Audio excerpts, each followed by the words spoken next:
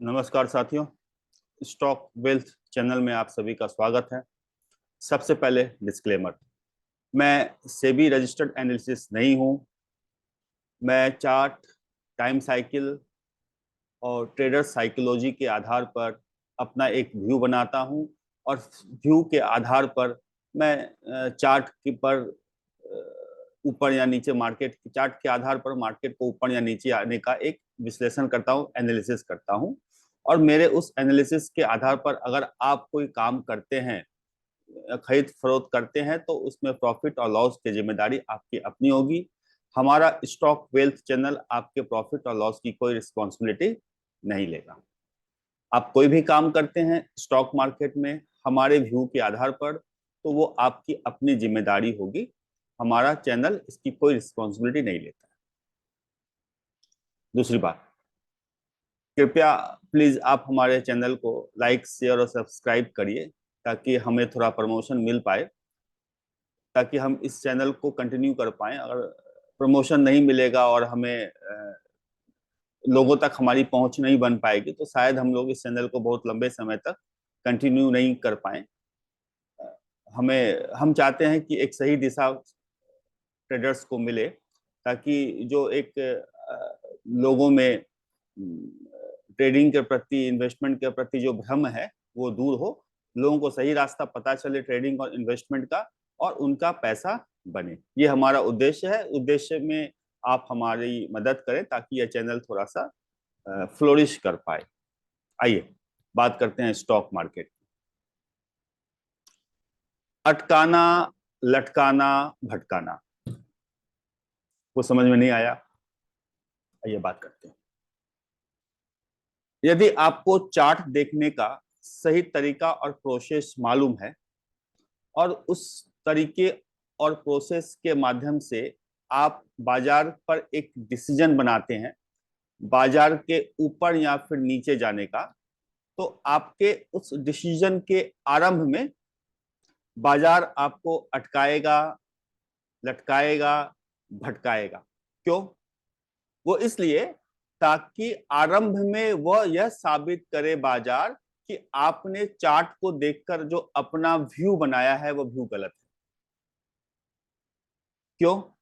इससे वो आपके आत्मविश्वास को तोड़ेगा, आपको अटकाएगा, लटकाएगा, भटकाएगा, ताकि आप अपने व्यू को चेंज कर दें।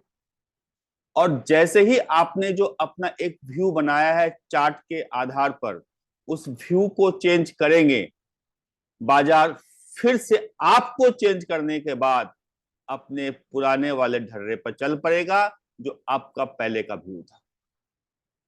और आप क्या करेंगे?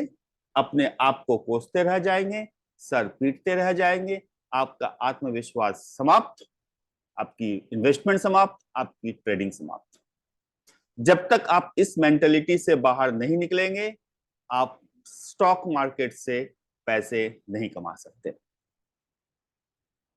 बाजार आपको जब फंसाए, अटकाए, लटकाए और भटकाए, तो आप बाजार की इस नीति को समझे, न अटके, न लटके, न भटके। आप अपने चार्ट पर जो व्यू बना के रखा हुआ है उस व्यू पर कायम रहें, अपने आत्मविश्वास को बनाए रखें और अपने व्यू के आधार पर मार्केट में ट्रेडिंग या फिर इन्वेस्टमेंट करें। जब तक आप ऐसा नहीं करेंगे, आप बाजार में पैसे गंवाएंगे। आइए अब बात करते हैं मैंने इतनी भूमिका क्यों बनाई, इस बारे में बात करते हैं। इस हफ्ते जो बाजार आज समाप्त हुआ, मतलब 29 तारीख को जो बाजार समाप्त हुआ, इस सप्ताह बाजार ने हमें अटकाया, लटकाया, भटकाया। कैसे? आइए बात करते हैं। 5 सितंबर 2023 वाले वीडियो में मैंने अपना व्यू बाजार पर स्पष्ट कर दिया कि 20 अगस्त के आसपास, 20 अगस्त 2023 के आसपास जो 19,200 का लो, 19,222-23 इसी प्रकार का कुछ लो था जो निफ्टी ने बना दिया, वह उसका लो हो गया। वहां से सितंबर का पूरा महीना और अक्टूबर का पूरा महीना बाजार तेज रहेगा। वहां से 10% की एक रैली देगा। उस रैली को देने के बाद यह जो बाजार ने अपना एक पैटर्न आरंभ किया है, तेजी का पैटर्न आरंभ किया है, यहां से यहां से जो उसने एक तेजी का पैटर्न आरंभ किया है, वो तेजी का पैटर्न 21,000 के आसपास जाने के बाद एक बार थमेगा। इसके पहले बाजार को यहीं से टूट के गिर जाने की संभावना मात्र 5%। ये 5 सितंबर वाले वीडियो में मैंने स्पष्ट कर दिया कि यहां से ये जो बाजार टूटेगा, ये जो लोग कह रहे हैं, इसकी संभावना मात्र 5% है और यहां से बाजार उड़ेगा। ये मेरी धारणा थी, ये मेरी सोच थी। उस आधार पर सितंबर के 10-15 दिन काम हुआ, फिर इस लेग का करेक्शन बाजार ने दिया और यही हमें उसने अटकाया, लटकाया, भटकाया। ठीक है। इस अटकन लटकन और भटकन के बावजूद भी मैं आज भी अपने इस व्यू पर कायम हूं कि यहां पर जो इसने 20 अगस्त 2023 को जो लो बनाया है 19,000, ये वाला 19,223 का जो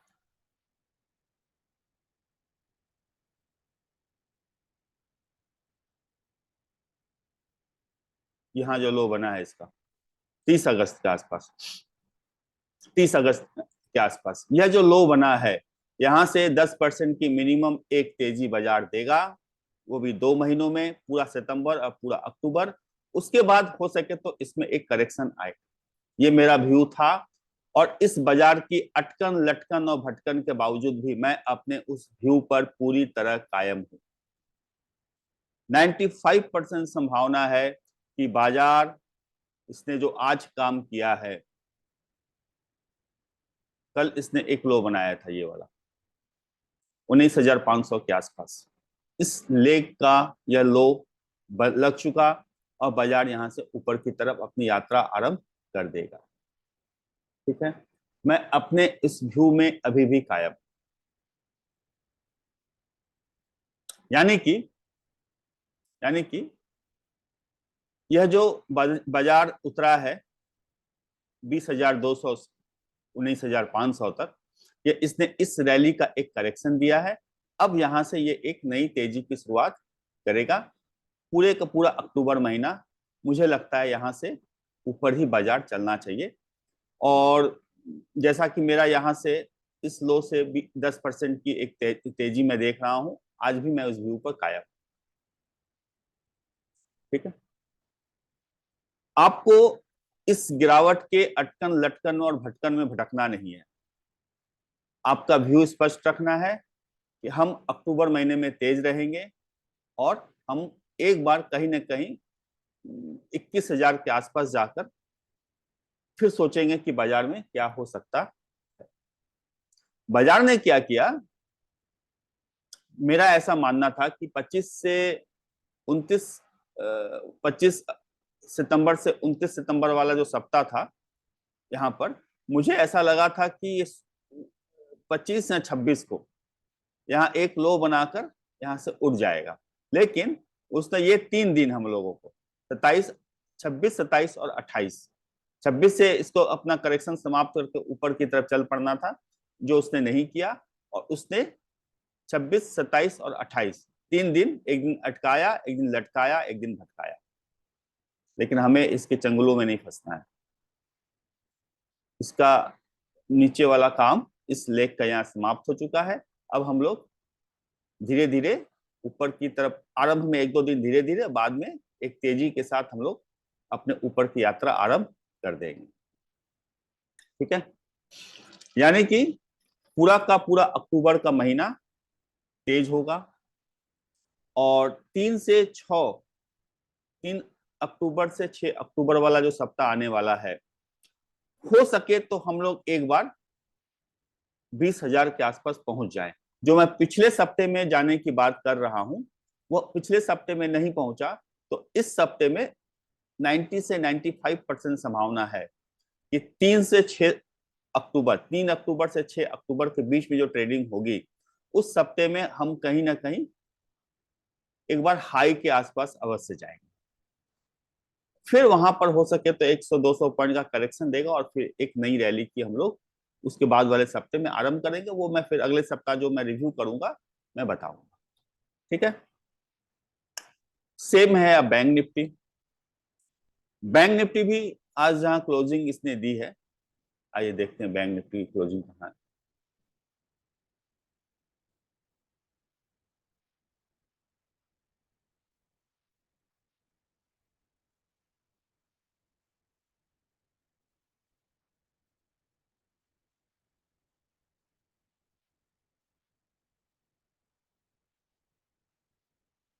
जा फिर आप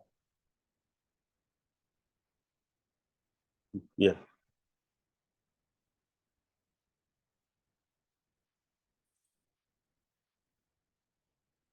ये बैंक निफ्टी भी जो इसने